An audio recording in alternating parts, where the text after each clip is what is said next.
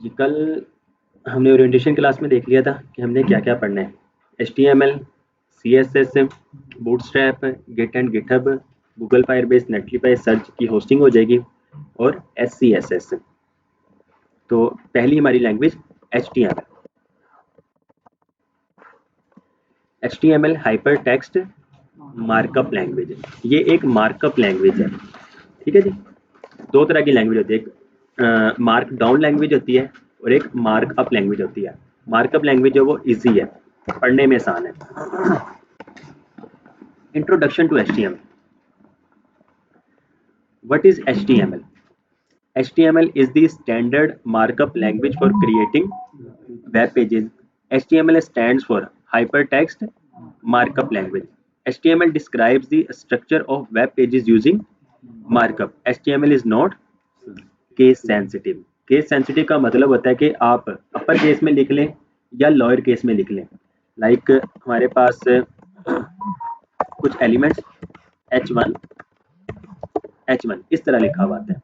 Coding में हमारे पास इस तरह लिखा हुआ आएगा। अब ये H1 आप इस तरह लिख लें या H1 इस तरह लिख लें, ये दोनों वर्क कर जाएगा। तो इसका मतलब होता है कि ये केस सेंसिटिव नहीं है, लेकिन हमने जो यूज करना है वो लोअर केस ही यूज करना है। आपका इंटरनेशनल स्टैंडर्ड फॉर्मेट भी यही है कि आप लोग लोअर केस ही यूज करें। What is markup language? हमने पढ़ा कि HTML जो है एक मार्कअप लैंग्वेज है। तो मार्कअप लैंग्वेज एक्चुअल में होती क्या है? Markup languages are languages used by a computer to annotate a document. These languages are readable by humans. अच्छा, ह्यूमन रीडेबल है। ये आपका H1 का मतलब होता है हेडिंग 1, लार्जेस्ट हेडिंग है ये हमारी।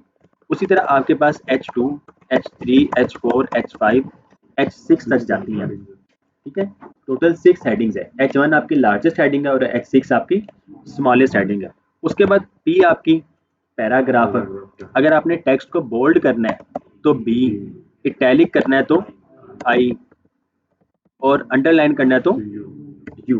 अब देखें यहाँ पे शायद आप लोग HTML पहली बार ही पढ़ रहे हो, मैंने अंडरलाइन बोला, आप लोगों ने खुद ही से U बोल दिया। तो ये आप लोगों को समझ लग रही है कि मार्कअप लैंग्वेज इस तरह काम करते हैं। यही प्रोग्रामिंग लैंग्वेज होती तो आपको नहीं पता लगता, क्योंकि उसकी टर्मिनोलॉजी और होती है।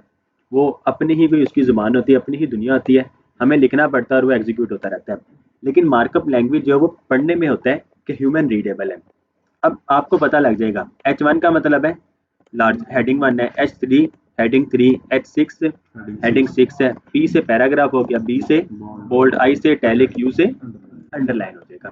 तो ये markup language human readable, which means that they are usually written using standard words। कि स्टैंडर्ड वर्ड्स में इसको लिखा जाता है instead of technical programming languages terminology। Markup languages define the style and structure of a document so that a computer knows how you want that document to appear। Means के HTML की मदद से आप इसका कंटेंट, इसका structure बता रहे होते हैं कि आपकी वेबसाइट में चीज़ लिखी हुई क्या नजर है और उसकी स्टाइलिंग फिर किस तरह की जाए, वो आप लोगों की CSS हो जाती है। द हिस्ट्री ऑफ HTML, ये कुछ हिस्ट्री है। 1991 में फर्स्ट टाइम इसको क्रिएट किया गया और 1993 में इसको रिलीज किया गया, जब इसका वर्जन 1 था HTML 1.0। उसके बाद 2.0 1995 में और HTML 4.01 1999 में। देन HTML 5 आपके पास आ गया 2008 में। 2008 22 जनवरी को HTML 5 आ गया। वो हिस्ट्री थी, हिस्ट्री हमने पढ़नी नहीं है, थ्योरी है, पढ़ना होगा तो पढ़ लीजिएगा। Y learn HTML 5? HTML 5 को सीखा क्यों जाए? It is essential to learn HTML if you want to build website। You can't build one if you don't know HTML because it's one of the prerequisites in learning other languages used for web development। कि अगर आप लोग एक website को build करना चाहते हैं तो आप लोगों को HTML 5 आनी चाहिए। अगर HTML 5 नहीं आती है तो आप लोग वेबसाइट को बिल्ड नहीं कर सकते, एक वेबसाइट बना नहीं सकते हैं। HTML 5 has added support for many new features that will make it possible to do more with HTML without relying on non-standard proprietary technologies। ये कुछ कंपैरिजन के HTML 1.2 में, 4.01 में और HTML 5 में। हेडिंग जो आप लोग अपनी वेबसाइट पे हेडिंग यूज करते हैं वो HTML 1.2 से आ रही है। पैराग्राफ भी, एड्रेस भी, एंकर टैग भी, आप एक पेज से दूसरे पेज पर नेविगेट होना चाहते हो तो एंकर टैग यूज करते हैं। लिस्ट आप लोग यूज करते हैं शुरू से।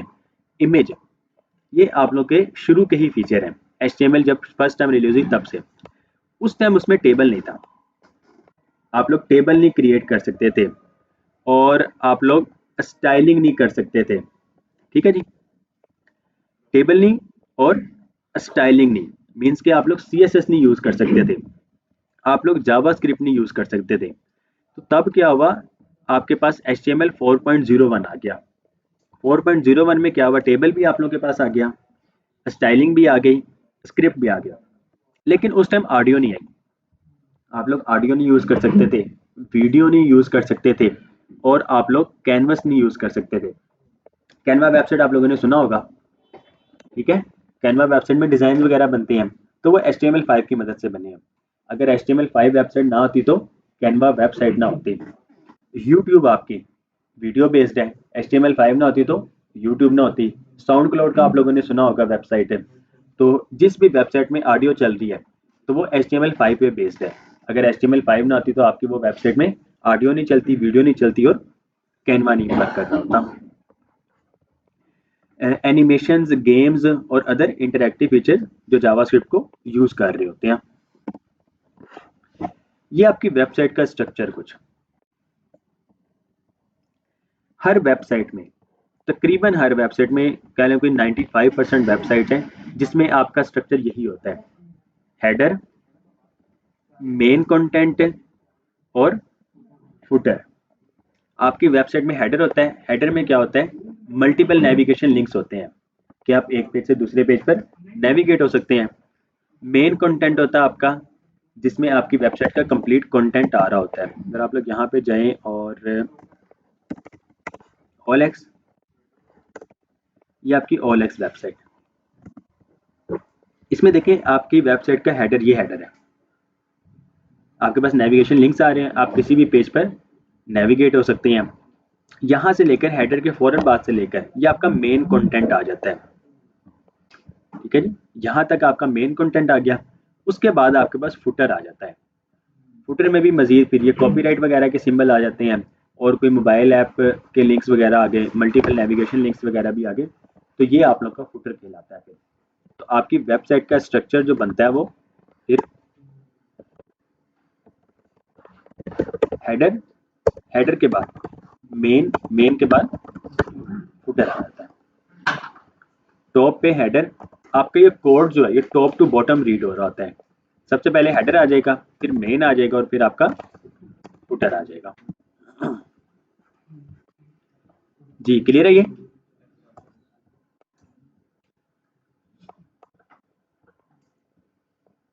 ओके जी, टैग्स एंड एलिमेंट्स। टैग्स क्या होते हैं, एलिमेंट्स क्या होते हैं? What are HTML tags?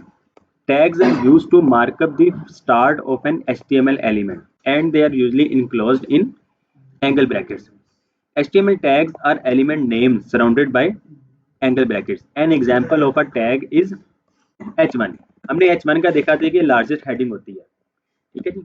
आप सिंपल H1 लिखें ये काम नहीं करेगा, लेकिन H1 को अगर आप एंगल ब्रैकेट्स में करें तो ये आपका वर्क करने लग जाएगा और ये आपका H1 बनेगा। ये आपका H1 ओपन हुआ, ये आपका ओपन टैग। ओपन के साथ ही आप क्लोज लिख दें, same as it is open की तरह ही, बस टैग नेम से पहले आपके पास फॉरवर्ड स्लैश आ जाती है, तो ये आपका क्लोजिंग टैग बन जाता है। ठीक है जी, ये आपका ओपनिंग टैग, ये आपका क्लोजिंग टैग। ओपनिंग टैग को स्टार्टिंग टैग भी कहा जाता है और क्लोजिंग टैग को एंडिंग टैग भी कहा जाता है। आपका ओपनिंग टैग या फिर स्टार्टिंग टैग, क्लोजिंग टैग या फिर एंडिंग टैग, इसके दरमियान आप जो कुछ भी लिखेंगे ये आपकी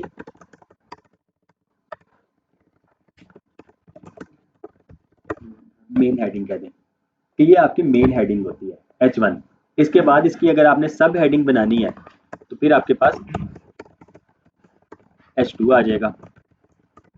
सब heading of main heading, H2 के बाद H3, फिर H4, H5, H6, आप इस तरह सब हेडिंग्स यूज करते रहते हैं।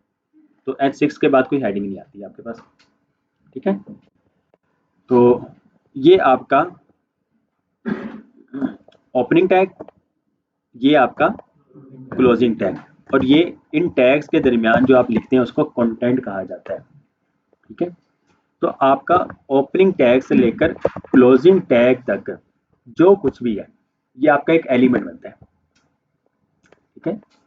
आपका टैग और एलिमेंट ये है, ये आपका ओपनिंग टैग, ये आपका क्लोजिंग टैग, यहां से लेकर एंड तक, ओपनिंग से लेकर एंडिंग तक ये आपका एक एलिमेंट बन जाता है। जी समझ लग रही है? जिसकी की समझ ना लगे पूछ लीजिएगा साथ साथ। Most tags must be opened H1 and closed H1 in order to function. For example, H1 ये आपका ओपन हुआ, आपका कंटेंट आ गया, और ये आपका क्लोज हो गया। What is an HTML element? An HTML element is defined by a start tag, some content and an end tag. Tag name आपका ओपन हुआ, कंटेंट आ गया, और आपका टैग नेम क्लोज हो गया। तो स्टार्ट से लेकर एंड तक the HTML element is everything from the start tag to the end tag. तो ये आपका एक एलिमेंट, आपका ये H1 एलिमेंट और ये आपका P एलिमेंट, ये आपका ओपनिंग टैग है और ये आपका क्लोजिंग टैग है और ये आपका कंटेंट है। ये आपके पास एक इमेज आ जाती है पैराग्राफ का, ठीक है जी।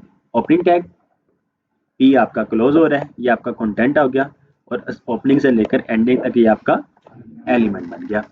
जी क्लियर है? कोई सवाल हो किसी का? ओके जी, अब छोटी सी revision. HTML tags normally come in pairs like P and T.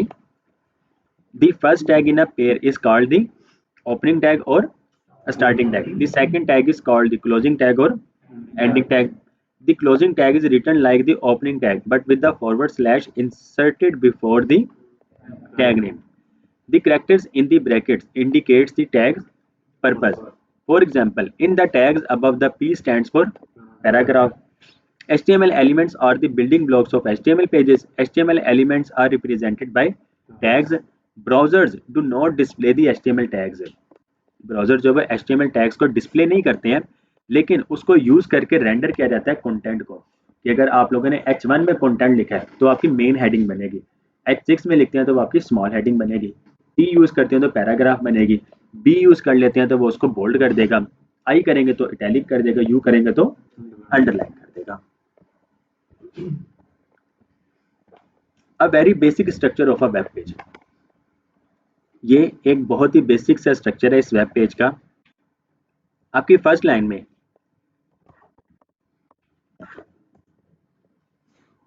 ये कोड है,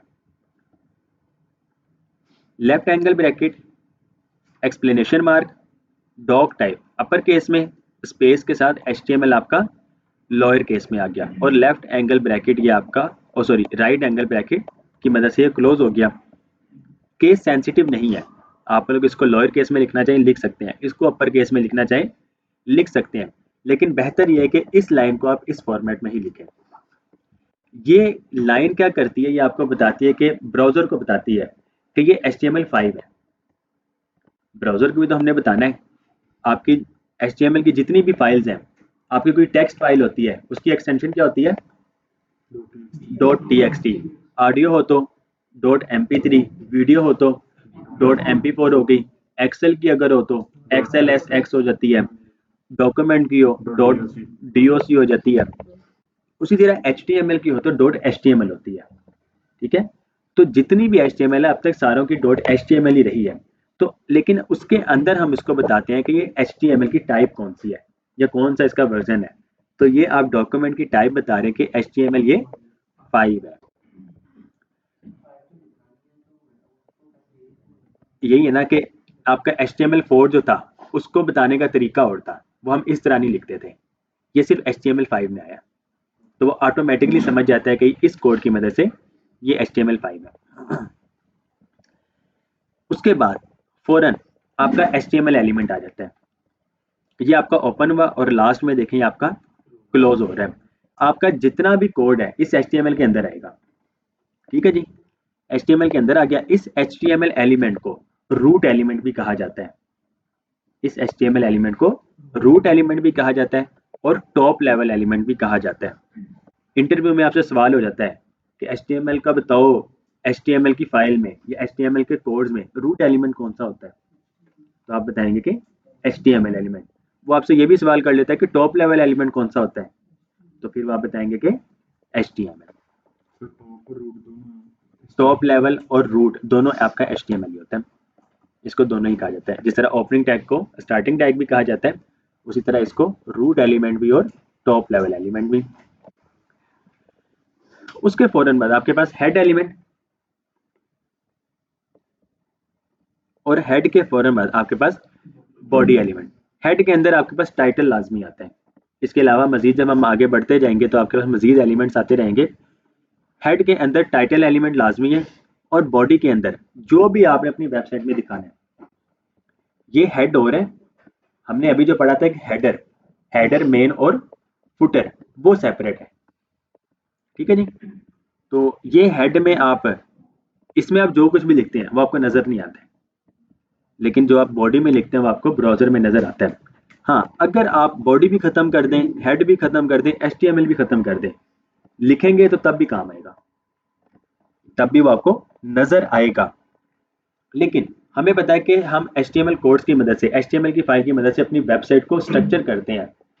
आप लोग एक घर बना रहे हैं तो उस घर में ईंटें ना यूज करें, दीवार आप फिर भी खड़ी कर सकते होंगे, कर सकते हैं ना, किसी ना किसी तरीके से खड़ी कर ही लेंगे। कल को जाके आप उसमें कहते हैं कि मैंने अंडरग्राउंड वायरिंग करवानी है, आप एक झरी मारेंगे वो दीवार टूट गई। तो उसी तरह ये वेबसाइट भी, अगर आप लोग इसको प्रॉपर स्ट्रक्चराइज नहीं करते हैं तो फिर क्या होगा, आपकी वेबसाइट बिल्ड नहीं सही तरीके से होगी, आपकी वेबसाइट रैंकिंग में नहीं आएगी। कि आपने करोड़ों रुपए खर्च कर लिए लेकिन वेबसाइट आपकी गूगल पे पहले नंबर पे नहीं आ रही है। क्यों नहीं आ रही है? आपने स्ट्रक्चर ही नहीं ठीक से बनाया, वो वेबसाइट आपकी बिकनी नहीं है। तो इसलिए आप लोग इसका स्ट्रक्चर ठीक से बनाएंगे। अब देखिए, हमने कोड इतना ज़्यादा लिखा, आपका बेसिक सा स्ट्रक्चर है, लेकिन ब्राउजर में नज़र क्या आएगा, this is a heading, this is a paragraph, ये आपके पास। जी ठीक है। कोड एक्सप्लेन, जो हमने ऊपर कोड किया था उसको एक्सप्लेन अगर किया जाए, डॉक टाइप HTML क्या करता है, डॉक्यूमेंट की टाइप बताता है जो कि HTML5 है। HTML क्या बताता है, this element includes everything inside of an HTML document. It includes tags, elements, style sheets, जब आप CSS पढ़ेंगे, स्क्रिप्ट्स आपकी JavaScript, text, multimedia and a load more. Head element, this element encloses the metadata of a document which will not be displayed on the main content of a web page। कि आपके जो main content of web page होगा उसमें ये information आपको नजर नहीं आएगी जो आप लोग हेड में लिखेंगे। This could include style sheets, scripts, title, Meta tags and a lot more. Title, this element defines the title of a web page. It appears on the upper part of a browser। ये जो चीज़ है आपके web page पे, ये जो आपको नजर आ रहा है लिखा हुआ, OLX buy and sell for free anywhere in Pakistan with OLX online, तो ये आपका टाइटल एलिमेंट है जो कि हेड में लिखा गया है।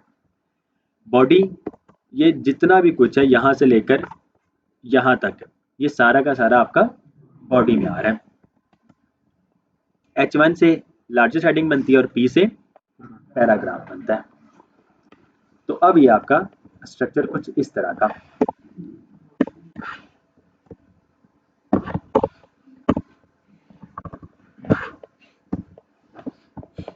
HTML सबसे पहले ओपन हुआ। HTML को क्या कहा जाता है? Top level element. जी, रूट एलिमेंट या फिर टॉप लेवल एलिमेंट। HTML के फौरन बाद आपके पास दो एलिमेंट ही आएंगे। डायरेक्ट चाइल्ड जो है उसके दो चाइल्ड ही होंगे, दो एलिमेंट ही होंगे। पहला एलिमेंट आपका हेड, दूसरा बॉडी। हेड के अंदर आपका टाइटल और बॉडी के अंदर आपके पास H1 और P आएगा। इसमें तो जो भी आ सकता है और इसमें भी, लेकिन बेसिक स्ट्रक्चर जो आपका ये बन गया। इसके बाद नेस्टेड HTML एलिमेंट्स, आपका HTML elements can be nested, HTML element जो है वो नेस्टिंग हो सकती है। This means HTML element can contain one और मोर HTML elements.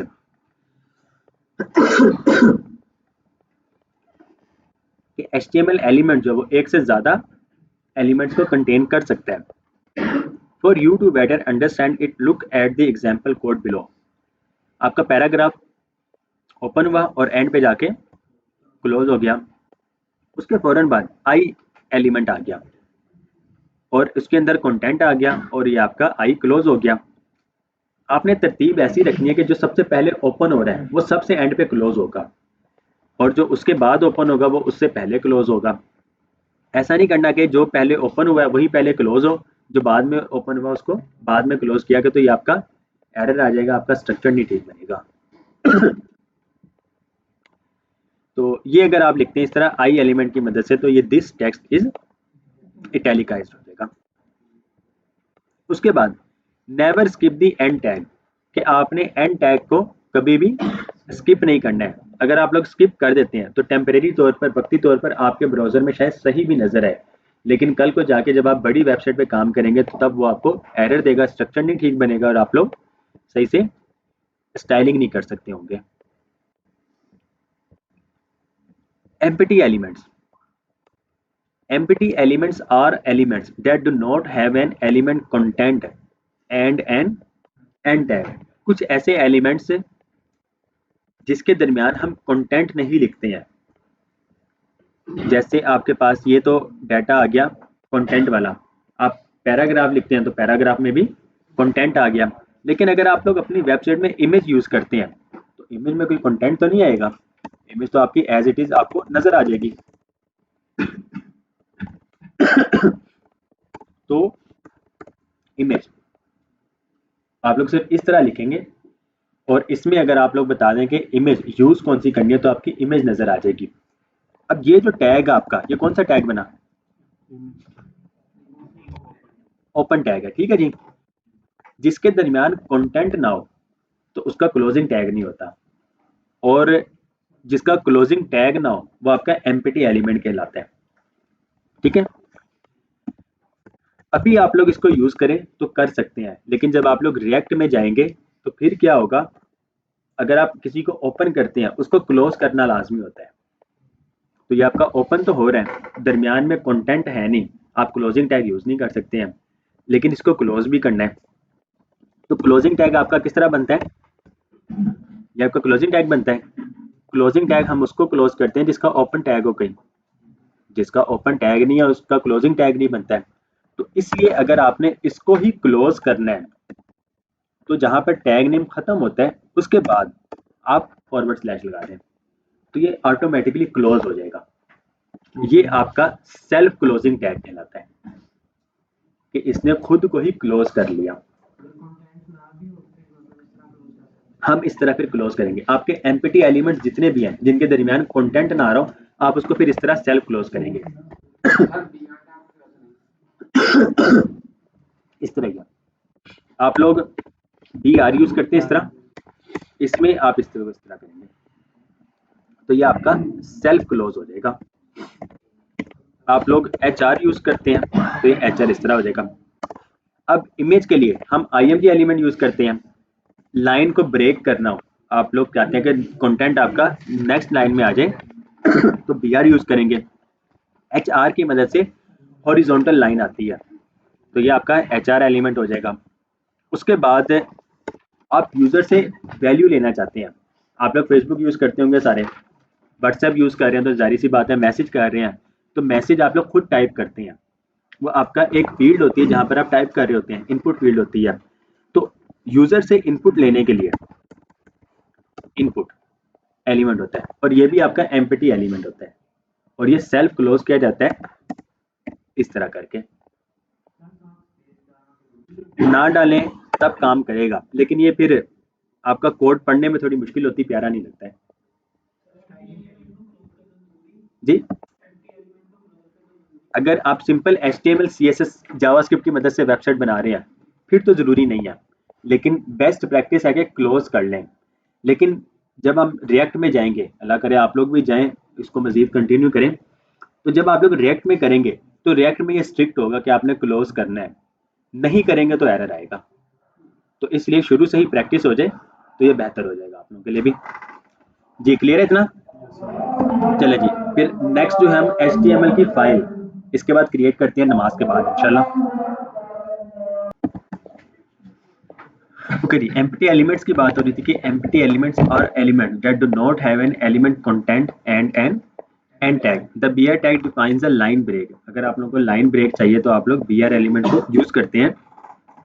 And is an empty element without a closing tag. Tag ये आपका क्या कोड क्या है, पी एलिमेंट आपने यूज किया। अगर आप पैराग्राफ के दरमियान कंटेंट को नेक्स्ट लाइन में लेकर आना चाहते हैं तो बीआर यूज करेंगे।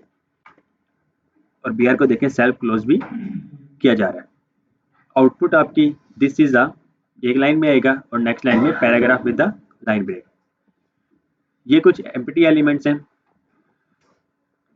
The best practice in HTML elements in HTML empty elements is to always put a forward slash sign before the greater than sign. In this way they were closed at their start tags. These tags are also called self-closing tags.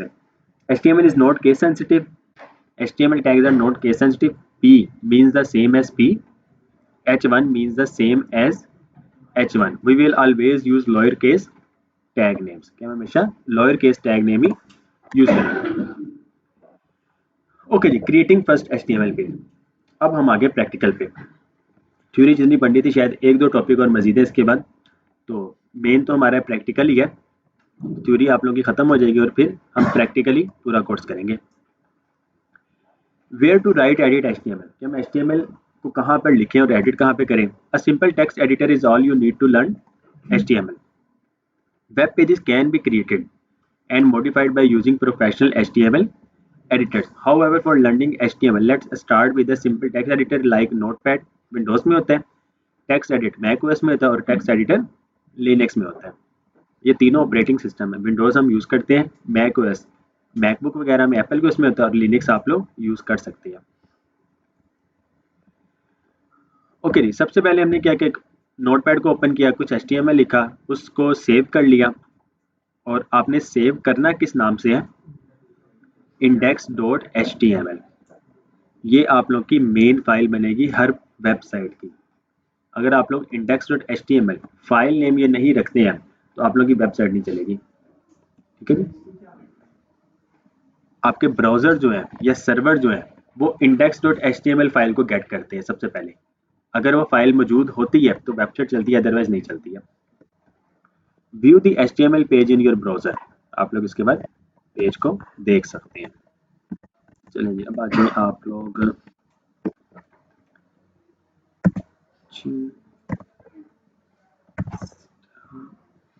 WD।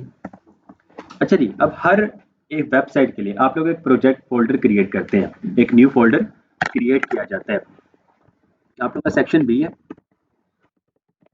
Section B, इसके अंदर let's suppose आप लोग एक new website create करने लगे हैं, तो new website के लिए आप लोग एक न्यू फोल्डर क्रिएट करेंगे। तो न्यू फोल्डर क्रिएट करने का तरीका, राइट क्लिक, न्यू, और ये आप लोग फोल्डर बना लेंगे। तो आप लोग अपनी वेबसाइट का नेम जो भी रखना चाहते हैं, आप जिस वेबसाइट पे काम करने लगे हैं, फॉर एग्जांपल google.com होता तो आप लोग गूगल लिख देते हैं, facebook.com तो फेसबुक, ahmed.com है तो अहमद, सीरा.com है तो सीरा। ठीक है जी, इस तरह हो जाएगा। तो क्या नाम रखें हम अपनी वेबसाइट का, रिश्तेदार सीरा ही रखते हैं। सीरा मेरे इसमें पहले से मौजूद है जी। क्लास 1 हो गया। ठीक है जी, ये आपकी वेबसाइट का नेम। आपके इस प्रोजेक्ट फोल्डर में स्पेस नहीं आएगी, ठीक है, क्योंकि डोमेन में कभी स्पेस नहीं आती है, तो आप लोग कभी भी इसमें स्पेस ना यूज कीजिएगा। ओके जी, एंटर करें तो आपका प्रोजेक्ट फोल्डर क्रिएट हो गया। आप लोगों ने प्रोजेक्ट फोल्डर जो क्रिएट करना है डेस्कटॉप में नहीं करना, डेस्कटॉप में नहीं आप लोग करेंगे। डेस्कटॉप में क्या होगा, अगर विंडोज वगैरह करप्ट हो जाती है और किसी भी तरीके से डाटा ड्राइव नहीं होता तो सी ड्राइव सबसे पहले हम फॉर्मेट करते हैं और डेस्कटॉप का सारा डाटा आपको खत्म हो जाता है। तो इसलिए कभी भी डेस्कटॉप पे ना रखें, किसी ड्राइव में, डी में कर लें, ई में कर लें, वहाँ पे जाकर कोई फोल्डर क्रिएट कर लें, असाइनमेंट्स के नाम से कर लें, प्रोग्रामिंग के नाम से कर लें, सीधा के नाम से ही कर लें, उसके अंदर जाके कोर्स का नाम बेशक दे दें। तो इस तरह करके ये हो जाएगा आपका।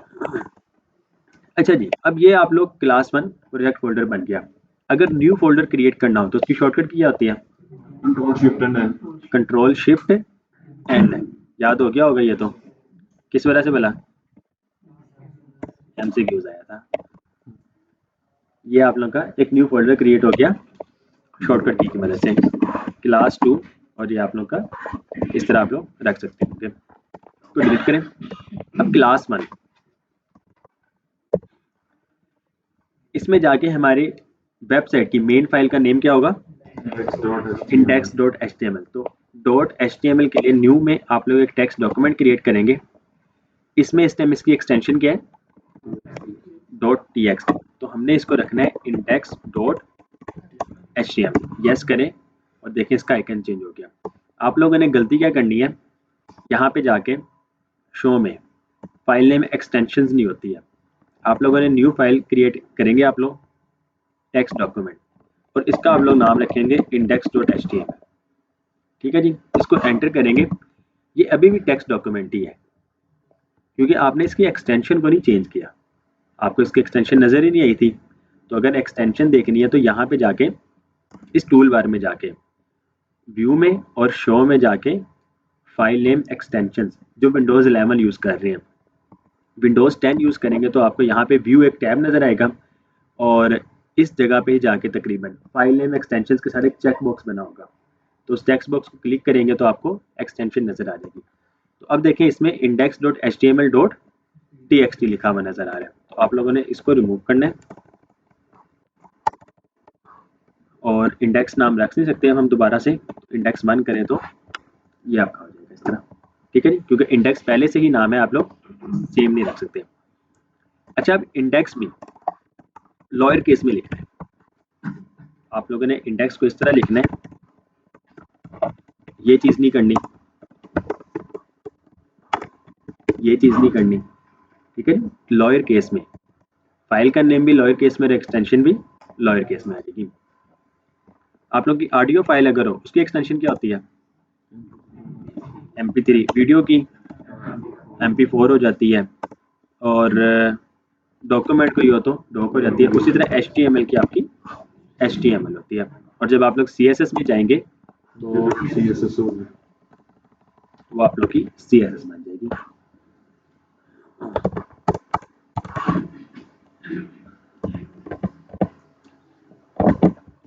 अच्छा जी, फाइल को क्रिएट किया, राइट क्लिक करें, ओपन विद नोटपैड, जो आप लोग के विंडोज़ में नोटपैड होता है।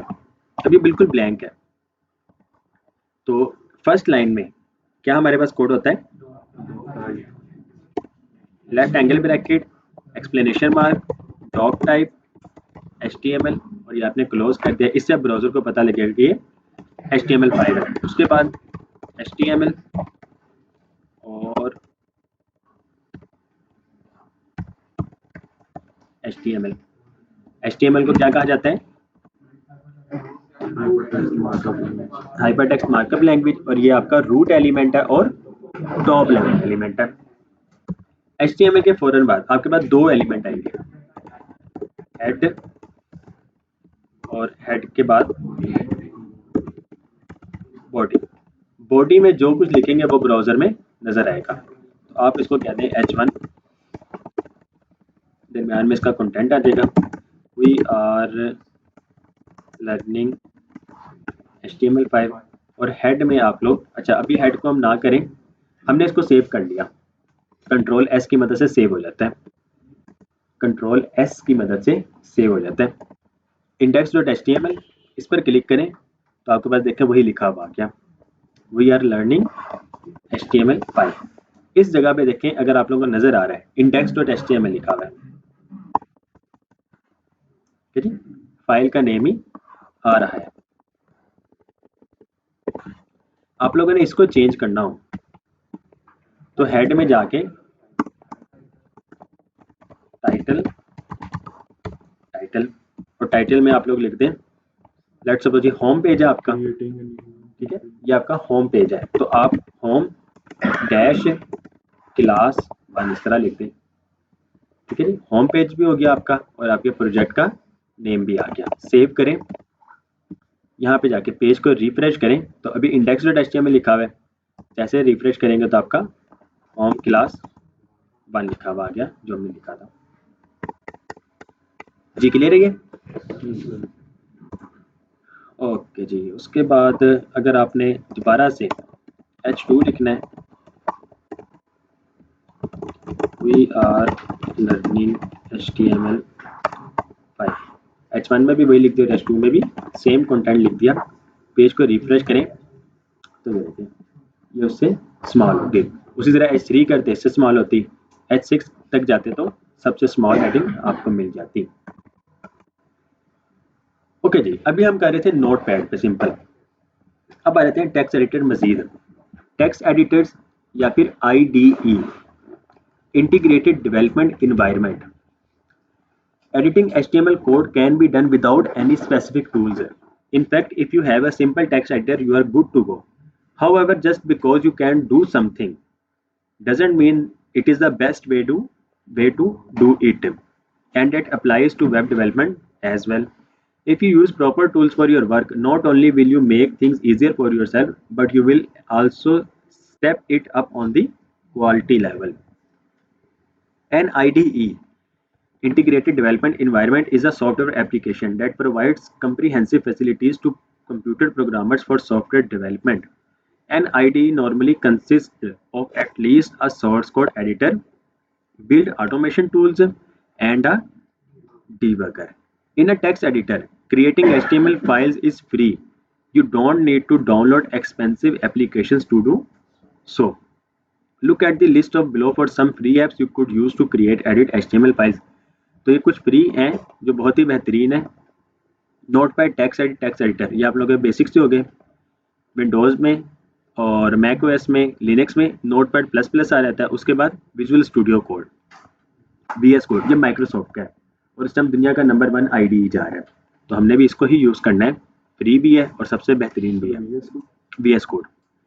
उसके बाद ब्रैकेट्स है, सबलाइम टेक्स्ट है, एटम है और इंटेलिज आइडिया, ये भी एक सॉफ्टवेयर ही है लेकिन सबसे बेहतरीन इस टाइम VS कोड।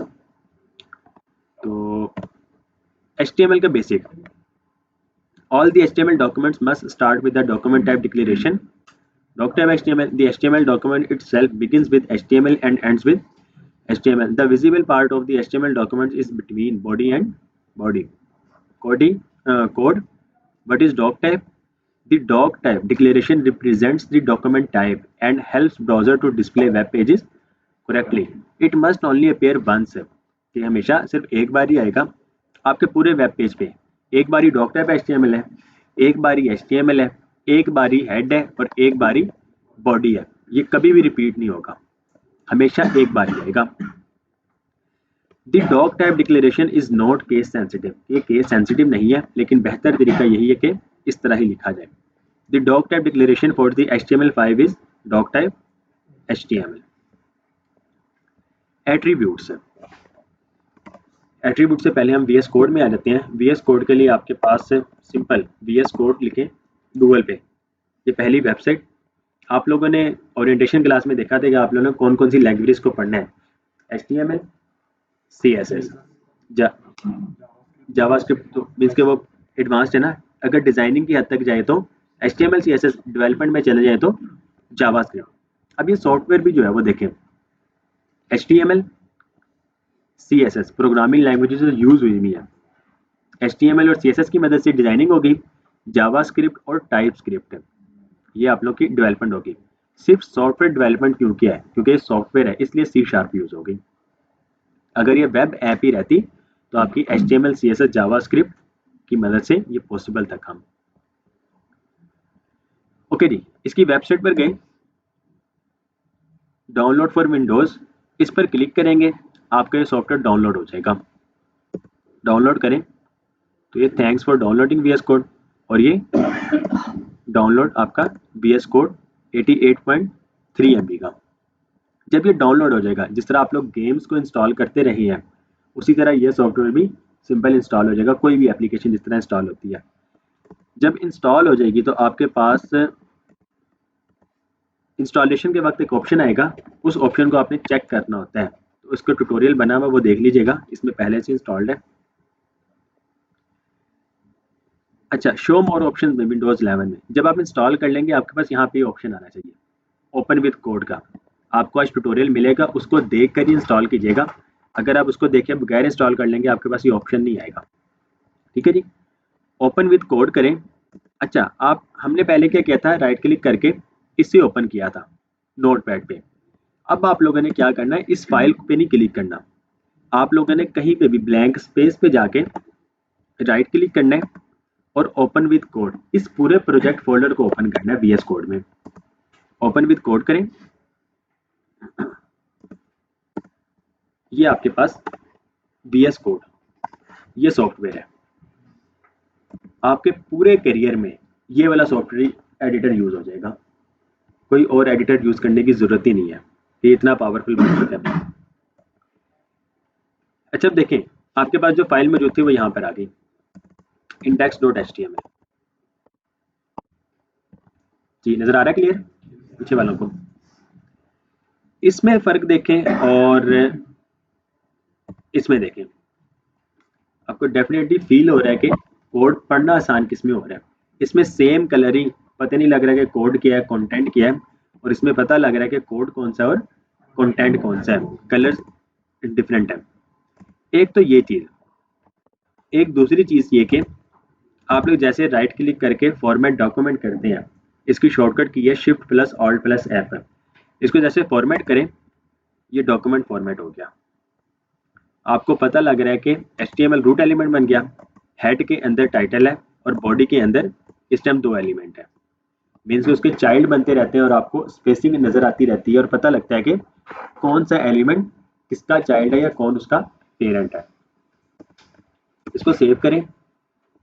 और अब पहले हम क्या कर रहे थे, नोट पैड पे सिंपल हमने पूरा लिखना होता था।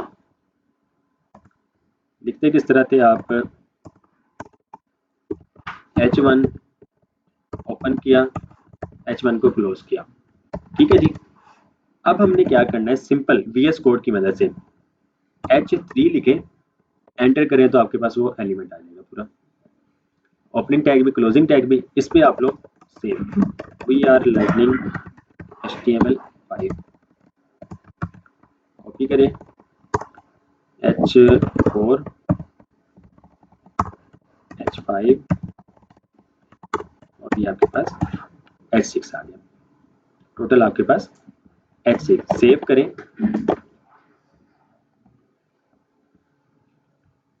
fail to save index.html, the content of the file is newer, please compare।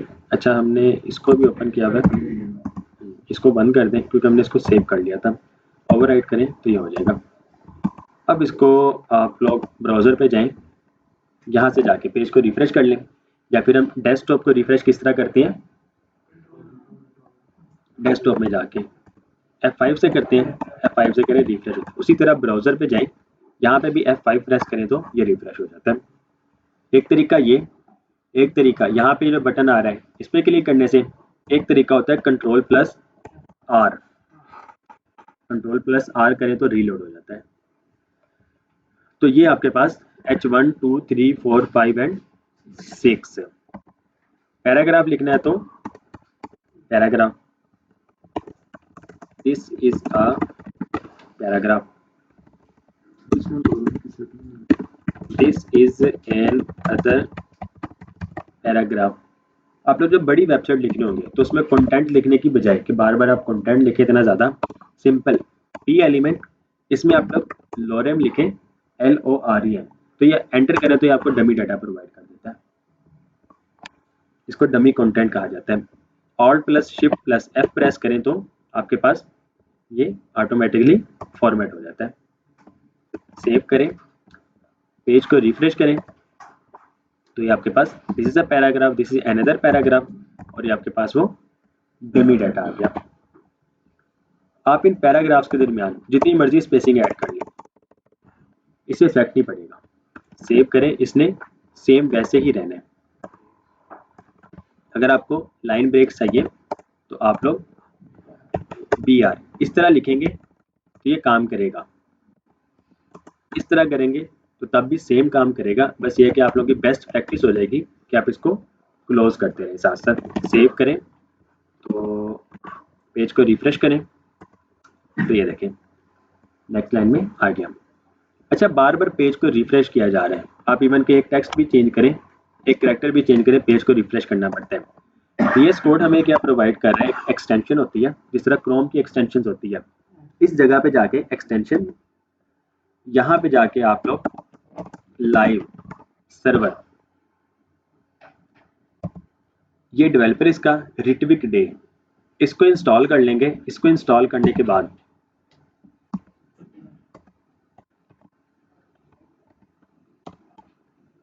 Right click करें तो आपके पास ओपन विद लाइव सर्वर का ऑप्शन आ जाता है।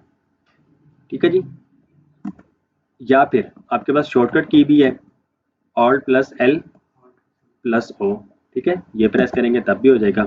अदरवाइज ऑप्शन है कि गो लाइव, सेम चीज ही, गो लाइव करें तो ये क्या करेगा, आपको आपकी वेबसाइट जो है ये आपकी नजर आ गई। ठीक है जी, वी आर लर्निंग HTML5। ये जो टेक्स्ट है आप लोग इसको खत्म करते हैं। अब H2 से आपका स्टार्ट हो रहा है, तो जैसे आप इसको सेव करते हैं तो देखें वो हेडिंग खत्म होगी। इसको सेव करें, ऑटोमेटिकली रिफ्रेश किए बगैर आपका जो कंटेंट है वो नजर आता है। जैसे इसमें कुछ भी चेंजेस होती है ऑटोमेटिकली रिफ्रेश हो जाता है।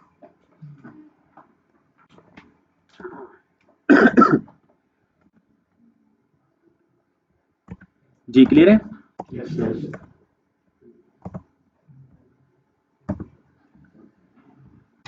पैराग्राफ आपका, आप चाहते हैं कि पैराग्राफ जो आपका बोल्ड नजर आए, तो आप क्या कर सकते हैं,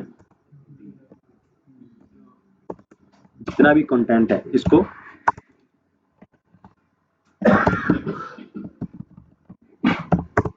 ये B एलिमेंट के अंदर ले, तो ये आपका पैराग्राफ ये वाला देखें, ये आपका बोल्ड हो गया।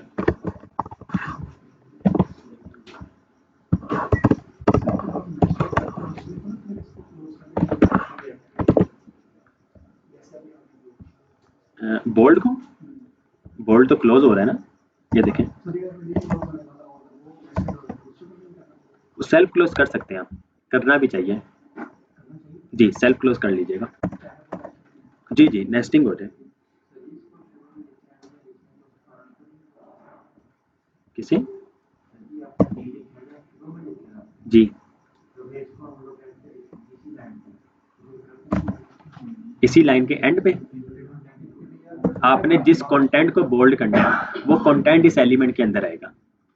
अगर आप लोग इसको एंड पे ले जाते हैं और कंटेंट को इसके बाहर लेके रखते हैं तो फिर वो बोल्ड नहीं आएगा। ओके जी, अब ये आपके पास पैराग्राफ, अभी तो ये आपका पैराग्राफ सारा का सारा ही बोल्ड हो रहा है। हम चाहते हैं कि सिर्फ पैराग्राफ वर्ड है ये बोल्ड हो, तो पैराग्राफ को सिलेक्ट करें, बोल्ड आपका सिर्फ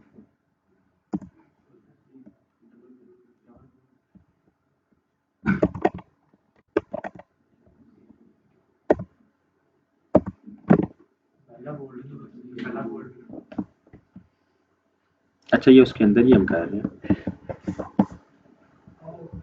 इसमें ये वाला बोल्ड तो ये आपका बोल्ड हो जाएगा। इस वर्ड को हम चाहते हैं कि अंडरलाइन हो जाए, तो ये आपका अंडरलाइन हो जाएगा। इस वर्ड को हम चाहते हैं कि ये इटैलिक हो जाए, तो इसको आप आई एलिमेंट के अंदर लें तो ये आपका इटैलिक हो जाएगा। ठीक है जी, इस सारे करैक्टर को, ये जितना भी करैक्टर हम चाहते हैं कि ये सारा का सारा अंडरलाइन हो जाए, तो आप इसको यू एलिमेंट के अंदर लें और चाहते हैं कि बोल्ड भी हो जाए तो आप इसको बोल्ड भी कर दें, चाहते हैं कि इटैलिक भी हो जाए तो आई भी साथ ही कर दें। अब इसको पेस्ट करें तो देखें सबसे पहले P ओपन हुआ था, सबसे लास्ट पे वो क्लोज हो रहा है, फिर U ओपन हुआ सेकंड लास्ट पे वो, देन B, फिर B क्लोज, और I सबसे एंड पे ओपन हुआ था तो सबसे पहले वो क्लोज हो रहा है। सेव करें तो ये देखें, ये आपका अंडरलाइन भी हो गया, बोल्ड भी हो गया और इटैलिक भी हो गया। आप चाहते हैं कि इसके दरमियान ही ये इस वर्ड के बाद लाइन ब्रेक हो जाए, लाइन ब्रेक कर दें, इसको क्लोज भी कर दें, तो ये आपका नेक्स्ट लाइन में आ गया। ठीक है,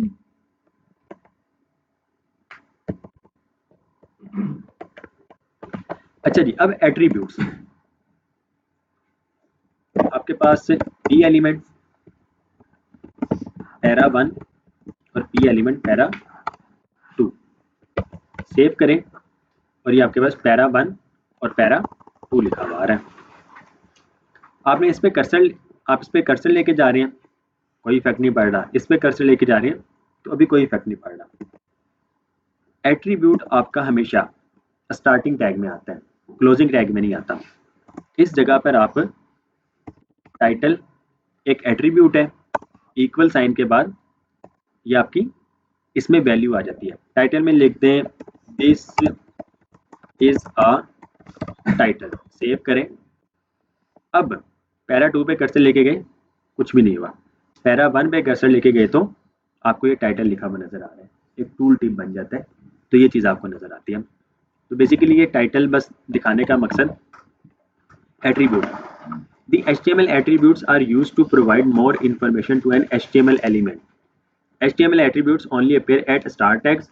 It will never be on end tags. All HTML elements can have attributes. कि जितने भी elements हैं वो सारे attributes रख सकते हैं। HTML elements can have multiple attributes. HTML attributes usually come in name value pair like name equal to value. सबसे पहले name और उसकी value. आप सिंगल कोट भी यूज कर सकते हैं और आप डबल कोट भी यूज कर सकते हैं, डिपेंड करता है उसके अंदर के कंटेंट का। अगर आप लोग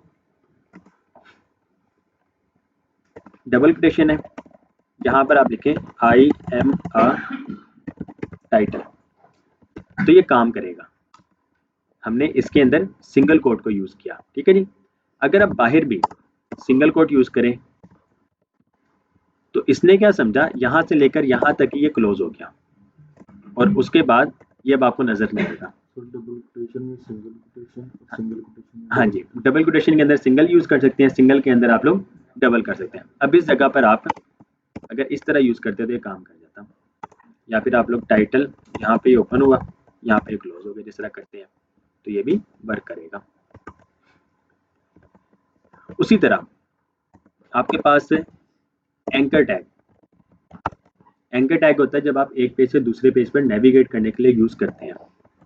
होम गूगल, इसमें एट्रीब्यूट आप होम और गूगल लिखा, आपके पास होम और गूगल आ गया, दोनों एंकर टैग है।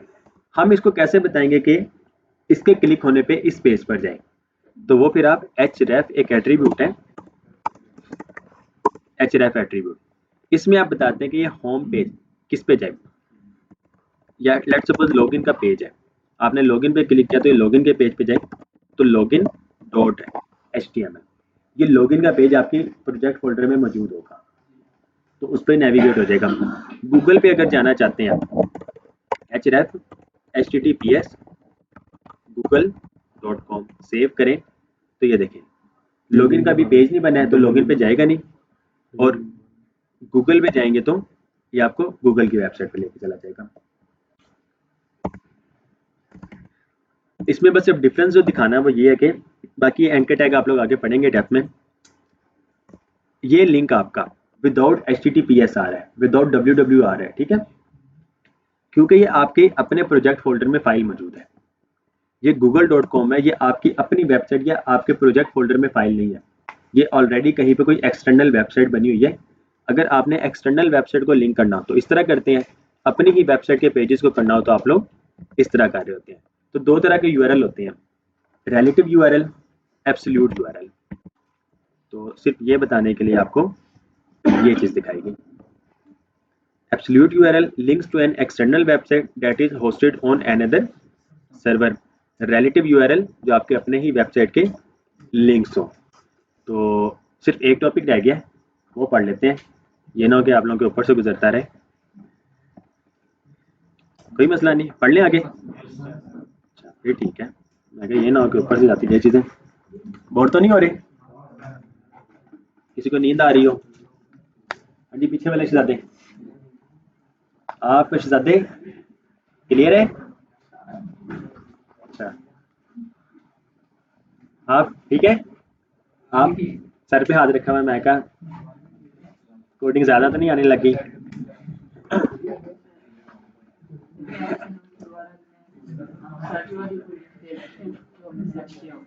दे सकते हैं, ठीक हो गया। आप आपकी अटेंडेंस हो गई थी? बस ठीक है। रिलेटिव में हम अपना जो अपनी ही वेबसाइट के पेजेस को लिंक करवाते हैं और रिलेटिव में हम दूसरी की वेबसाइट को लिंक करते हैं। इस तरह अक्सर यूनिवर्सिटी की वेबसाइट्स में होता है, वो किसी और की यूनिवर्सिटी की वेबसाइट्स वगैरह को मेंशन कर रहे होते हैं या एलएमएस का आ जाता है, तो वो और वेबसाइट हो जाती है आपकी। अब दो तरह के एलिमेंट्स होते हैं डिस्प्ले के accordingly, block level elements and inline elements.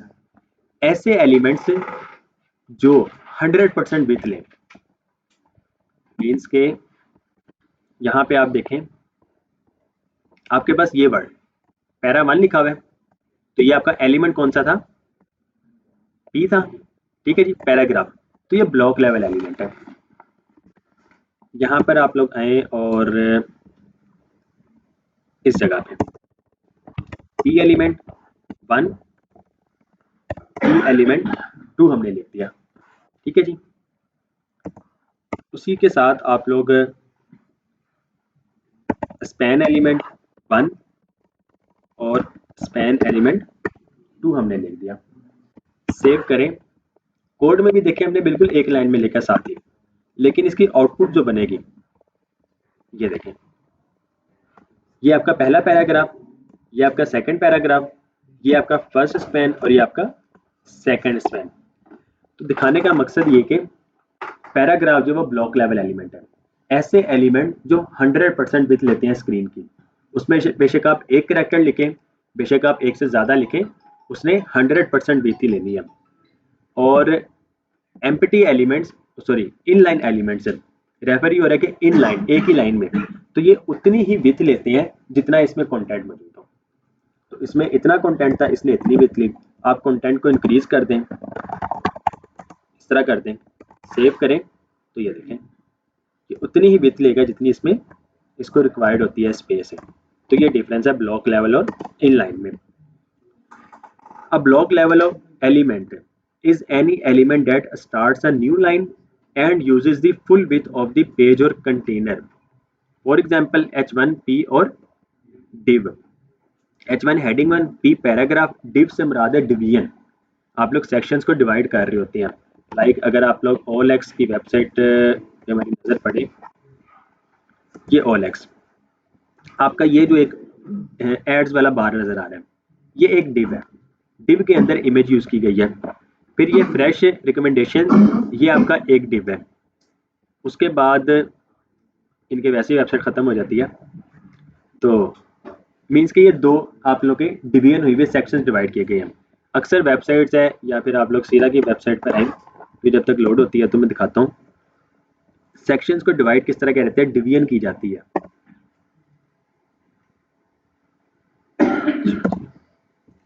आपका एक ये डिव, एक उसके बाद ये डिव, देन बाय चूज सीरा, एक ये सेक्शन बना था, ये डिव हो गया। लाइब्रेरी एक ये डिव, कोर्सेज आपके एक ये डिव, ये वीडियोस एक ये डिव, और फ्रीक्वेंटली आस्क्ड क्वेश्चंस एक ये डिव हो गया। Follow us on social media एक ये डिव हो गया। व्हाट पीपल आर सेइंग ये डिव, डेली अपडेट्स ये डिव। तो मीन्स के इस तरह सेक्शंस की डिवीजन की जाती है और उसके अकॉर्डिंगली फिर आप उसकी स्टाइलिंग भी कर रहे होते हैं। इसमें देखें इस सेक्शन की बैकग्राउंड कलर कुछ इस तरह का है, इसमें इमेज लग गई है, इसमें भी इमेज लग गई है, इसमें फिर सिंपल सा, इसमें भी बैकग्राउंड इमेज, और सॉरी डार्क कलर, इसमें लाइट कलर, ये ग्रे कलर हो गया। तो इस तरह सेक्शंस को जब डिवाइड किया जाए तो आप लोग इसको स्टाइल भी चेंज कर सकते हैं और इस तरह सेक्शंस की डिवीजन हो रही होती है। A block level element can take up one line or multiple lines and has a line break before and after the element. The div element is a block level element, alternatively referred to as inline. Inline in any element that displays in a line. An inline element only takes up as much width as necessary. The span element is an inline element. तो आपका B element जो है वो कौन सा होगा? Block level inline element, ठीक है। उसने देखें उतनी ही विड्थ ली थी, ये आपका ब्लॉक लेवल एलिमेंट, इसने उतनी ही विड्थ ली जितनी इसको स्पेस की रिक्वायर्ड थी। उसी तरह यू एलिमेंट भी आपका इनलाइन, आई भी इनलाइन। तो एंकर टैग क्या हुआ? अगर आप लोग यहाँ पे देखें तो ये आपका इनलाइन बना, क्योंकि लॉगिन आपका देखें जहां पर खत्म हुआ साथ ही आप लोग का गूगल पर शुरू हो गया एक न्यू एलिमेंट था, तो ये आपका इनलाइन एलिमेंट। अब आ जाते हैं सिमेंटिक एलिमेंट्स पे। ये लास्ट टॉपिक आप लोगों का, ये बुक का भी वैसे लास्ट ही है, आप लोगों ने कहा पढ़ लेते हैं तो पढ़ लेते हैं। When building web pages, we use a combination of non-semantic HTML and semantic HTML. The word semantic means relating to meaning, ठीक है, कि वो उसको कोई रिलेट कर रहा है, उसको कोई मतलब है। So semantic elements provide information about the content between the opening and closing tags.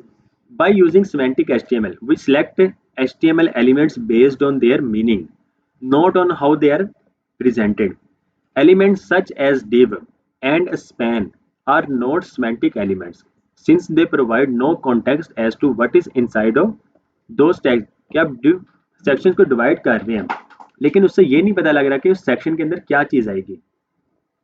For example, instead of using a div element to contain our header, कि अगर आप लोगों ने हेडर को बनाना है तो एक तरीका ये कि आप उसकी डिवीजन करना चाहते हैं, div यूज कर सकते हैं। एक तरीका है कि हमारे पास हेडर एलिमेंट है, आप हेडर को यूज करें तो हमें वैसे ही पता लग जाएगा कि किसके अंदर हेडर का कंटेंट है। मेन को यूज करना है तो मेन का कंटेंट, फुटर को यूज करना है तो फुटर का आ जाएगा आपके पास। By use semantic elements, accessibility, SEO, easy to understand. To better understand this, you can think of comparing non-semantic HTML to going into a store with no signs on the ASL. आप लोग metro चले गए, metro में गए, आपके पास कोई sign board नहीं है कि इस डिपार्टमेंट में या इस रैक में या इस एरिया में कि कौन सी प्रोडक्ट मिलेगी आपको। और यही अगर आप लोग किसी ऐसे मार्ट में चले जाए या मेट्रो में ही गए और साइन बोर्ड लग जाए तो आपको आसानी हो जाएगी कि इस डिपार्टमेंट में या इस एरिया में कौन सी प्रोडक्ट आपके पास मिल रही है।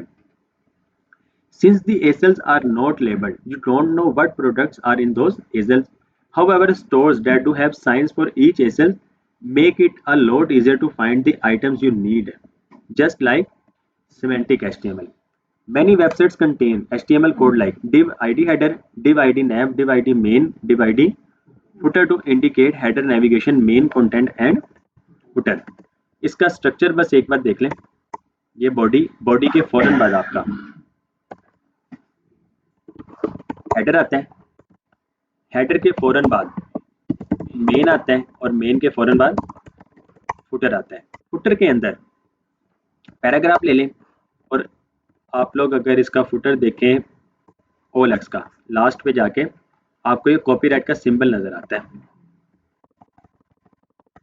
जी आ रहा है नजर, ये कॉपीराइट का सिंबल, हाँ जी आगे नजर।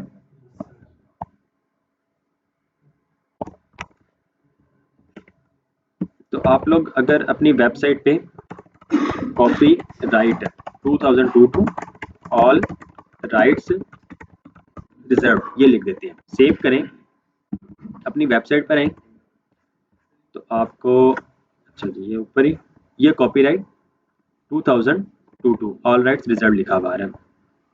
बाकियों को हम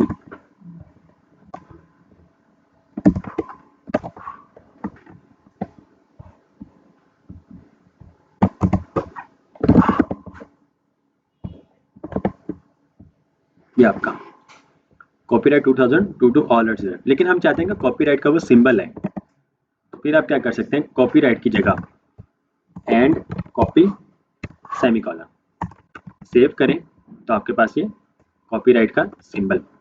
हेडर के अंदर जब आप लोगों ने मल्टीपल नेविगेशन लिंक्स को यूज करना हो तो आप एक नैव एलिमेंट ले लेते हैं। उस नैव के अंदर एक पेज से दूसरे पेज पर जाना हो तो कौन सा एलिमेंट यूज किया जाता है? एंकर टैग यूज करें href में index.html और ये आपका होम पेज बनता है। उसी तरह अगर आप लोगों ने अबाउट के पेज पे जाना है तो अबाउट का पेज है, कॉन्टैक्ट पे जाना है तो contact.html बनना है। सर ये डिफरेंस मतलब ना उधर आपने जो अंदर लिखा है एचआरएफ में वहाँ आपने मतलब कैपिटल में लिखा है और स्मॉल में लिखा है तो जी, ये जो चीज़ है ये आपको नजर आएगी लिखी हुई, ठीक है, ये लिखी हुई नजर आएगी।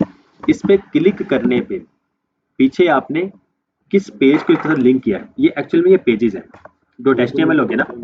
तो मैंने सर ये पूछा है कि इसका कोई डिफरेंस मतलब आपने एरर तो नहीं है? नहीं, ये आप इसको यूजर को किसी तरह भी दिखा दें, आप इसको होम इस तरह कर दें, लिखा हुआ किसी तरह भी आ जाए, पीछे फाइल नेम्स वगैरह जो है वो आपने लॉयर केस से लेने हैं, ठीक है, वो लॉयर केस ही होंगे। तो ये आप लोगों के सिमेंटिक एलिमेंट्स, हेडर, नैव के अंदर एंकर टैग, मेन, फुटर के अंदर पी। तो बेसिकली ये आपकी वेबसाइट का स्ट्रक्चर बनता है इस तरीके से। मल्टीपल नेविगेशन लिंक्स जब यूज कर लिया, ठीक है, मल्टीपल नेविगेशन लिंक्स जब यूज करते हैं तो उसको हम नैव में रैप कर देते हैं। तो ये आप लोगों का चैप्टर 1 था, चैप्टर 1, ठीक है, ये सिर्फ चैप्टर 1। चैप्टर नंबर 10 में आएगा आपका, चैप्टर 10 में लास्ट चैप्टर मेटा का। हाँ जी, बादाम खाना शुरू कर दें जी, डिस्काउंट में दें, ग्रुप आज बन जाएगा इंशाल्लाह।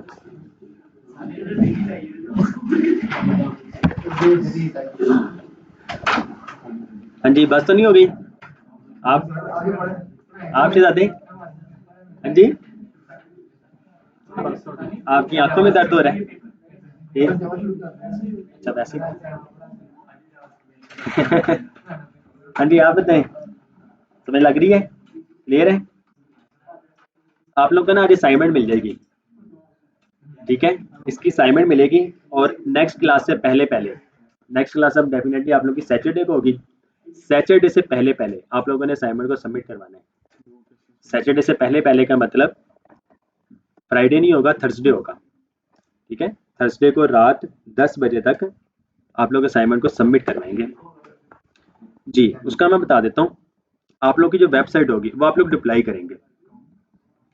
डिप्लाई करने का मतलब आप लोग की ये वेबसाइट बन गई, ठीक है, एक सॉफ्टवेयर है Node.js के नाम से। सबसे पहले आप लोग इसको इंस्टॉल करेंगे, LTS जो वर्जन है ये वाला। आप लोगों ने ये करंट को नहीं करना, LTS करना है और ये लाजमी है, रिकमेंडेड फॉर मोस्ट यूजर्स। इसको डाउनलोड करें, ये इंस्टॉल उसके बाद हो जाएगा। इंस्टॉल करने के बाद सर्च गूगल करें, search.sh, ये वेबसाइट होगी, ठीक है। आप लोग इसको कॉपी करेंगे और CMD में जाके इसे पेस्ट कर देंगे। पेस्ट करने के बाद एंटर करें, ये सर्च जो है आपके सिस्टम में इंस्टॉल हो जाएगा। इसके बाद आप लोगों ने क्या करना है, ये आप लोगों का प्रोजेक्ट इस जगह पे जाके, ठीक है, इस जगह पे जाके CMD, जब वो सर्च इंस्टॉल हो जाएगा सबसे पहले आप लोगों ने नोड को चेक करना है। Node-V की मदद से नोड का आ जाएगा वर्जन के इंस्टॉल्ड है। उसके बाद search space dash capital V, ये करेंगे तो सर्च का भी आ जाएगा कि वो इंस्टॉल्ड है। अब आप लोगों ने सिंपल सर्च लिखना है। अच्छा, फर्स्ट टाइम जो आपका होगा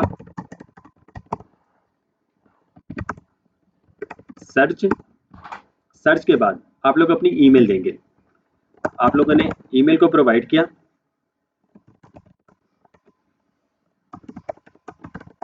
और पासवर्ड आपको लिखा हुआ नजर नहीं आएगा लेकिन ये टाइप हो चुका है। एंटर करें,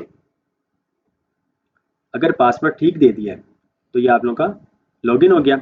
अब वो आपसे जी पासवर्ड ईमेल वाले नहीं, ये जिस तरह फेसबुक का आप कोई भी रख सकते हैं उसी तरह इसका भी आप लोग कोई भी रख सकते हैं, लाजमी नहीं कि जीमेल वाले हो। अब प्रोजेक्ट आपसे वो पूछता है क्या इस प्रोजेक्ट को ही डिप्लॉय करना है, तो आप लोगों ने यहाँ पे कोई स्पेस नहीं, कोई ऐड नहीं करना, ना बैक स्पेस को प्रेस करना है, एंटर करें। अब वो आपसे पूछ रहा है कि डोमेन आपको क्या दी जाए। अगर तो ये अवेलेबल होगी तो ये आपके अकाउंट के साथ लिंक हो जाएगी और वो अब आपकी फाइल अपलोड हो चुकी है और ये वेबसाइट आप लोगों की मिल गई। कॉपी करें, इसको आप लोग पेस्ट करें, तो ये देखें ये आपके पास वही वेबसाइट जो आप लोगों ने इसको किया था। तो जी इसकी रिवीजन हो जाएगी, इसका ट्यूटोरियल बना हुआ है, मैं आप लोग को शेयर कर दूंगा, तो आप लोग इसको जी ग्रुप बन आज ही हो जाएगा इंशाल्लाह। ठीक है। तो सर आपके चैनल उसी भी है ट्यूटोरियल, यूट्यूब पे मिलते हैं, आप लोग के सारे लेक्चर वगैरह यूट्यूब पे मिलते हैं जी।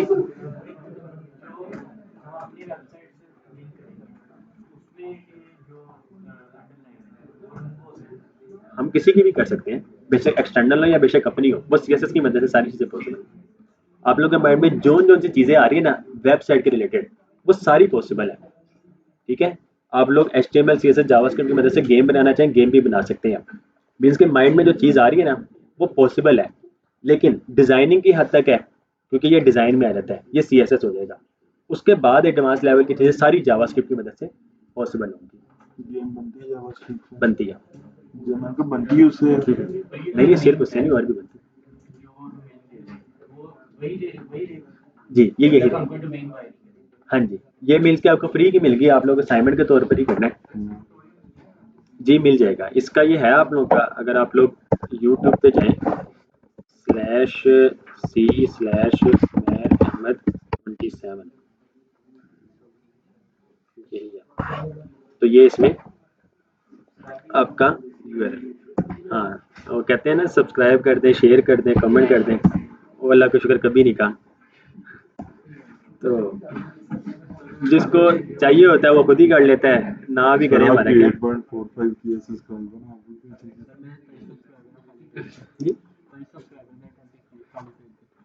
जी आपकी अच्छा जी, ये वही website deploy websites for free domain search, इसका लिंक भी आपको मिल जाएगा। पूरा तरीका ना इसमें लिखा हुआ है। ये 16 मिनट की वीडियो है, ये 16 मिनट की वीडियो जो मैंने आपको 1 मिनट में भी यहाँ पे बता दिया था। तो डिटेल्स में अगर आप जाएंगे आपको फिर समझ लग जाएगी कि इसको किस तरह करना है जी। तो ये बाकी चीज़ें मिल जाएंगी। कल की भी वीडियो अपलोड हो चुकी है, वो शेयर करनी है, आज की वीडियो भी हो जाएगी। और तो उम्मीद तो है बड़ी, क्योंकि इसके बाद एक ऑनलाइन क्लास है और ये ना हो कि मैं उसके बाद सो जाऊँ, क्योंकि मैं सुबह 7 बजे का शायद उठा हुआ हूँ और सुबह से इस टाइम मैं 8 घंटे पढ़ा चुका हूँ।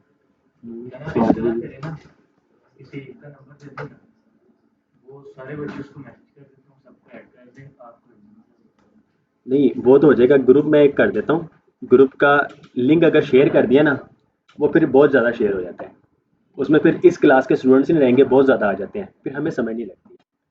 तो इस वजह से फिर इस तरह की चीज़ें ना किसी को दी नहीं जाती। डिस्कशन का जो ग्रुप होना है वो आप लोग दोनों सेक्शन का एक बन जाएगा, तो उसमें भी और इसमें भी आप लोग आपस में डिस्कस कर सकते होंगे, चीज़ें वगैरह शेयर होती रहेंगी कोर्स के रिलेटेड। ये ना आप लोग फनी वीडियो सेंड कर रहे हो, गाने सेंड कर रहे हो।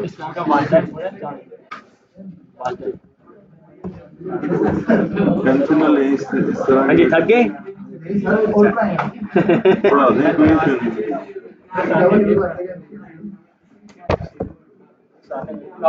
अच्छा अब ये जो चीज़ है ना, ये देखें, ये जो इंटरेक्शन ये आपकी जावास्क्रिप्ट की मदद से पॉसिबल है। ये स्ट्रक्चर, ये जितना कुछ लिखा हुआ आ रहा है ना, ये लोगो है, ये टेक्स्ट वगैरह, ये आइकन्स, ये इमेज वगैरह, ये बटन वगैरह, ये सब HTML है जो आपको लिखा हुआ नजर आ रहा है। अब ये बटन इस तरह का बना कैसे है, ये CSS है। इस बटन के क्लिक करने पे जो सॉफ्टवेयर डाउनलोड हो रहा है या फिर इस आइकन के क्लिक करने पे जो थीम चेंज हो रहा है, ये जावास्क्रिप्ट है। तो इस तरह आप लोग चीज़ें स्टेप बाय स्टेप सीख रहे होते हैं। हाँ जी, इतना क्लियर है? Yes, sir. कोई सवाल हो किसी का? तो लेक्चर